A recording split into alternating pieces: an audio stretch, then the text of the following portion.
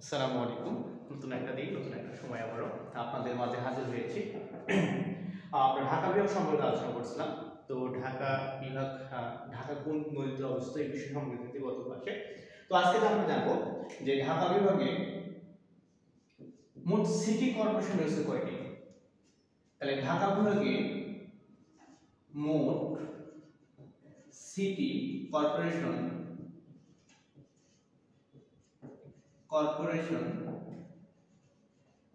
ঢাকা বিভাগের মোট city corporation রয়েছে 4টি।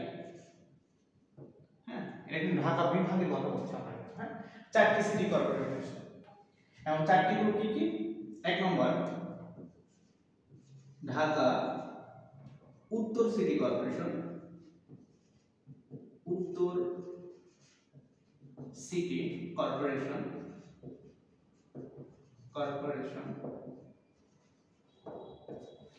2 নম্বর ঢাকা দক্ষিণ সিটি কর্পোরেশন। এরপর দেখি 3 নম্বর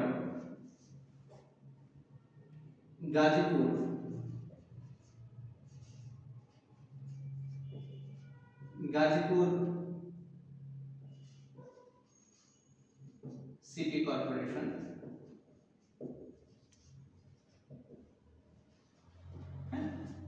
এরপর 4 নম্বর নারায়ণগঞ্জ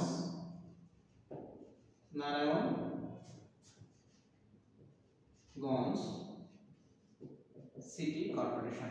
এই মোট 4টি সিটি কর্পোরেশন ঢাকা বিভাগে অবস্থিত। তবে ঢাকা জেলার মধ্যে দুটো, একটা উত্তর সিটি কর্পোরেশন এবং দক্ষিণ সিটি কর্পোরেশন। একটা গাজীপুর জেলাতে গাজীপুর সিটি কর্পোরেশন, একটা হচ্ছে নারায়ণগঞ্জ জেলাতে নারায়ণগঞ্জ সিটি কর্পোরেশন। এই দুটো কিন্তু জেলা কি ঢাকার মধ্যে, ঢাকা বিভাগের মধ্যে।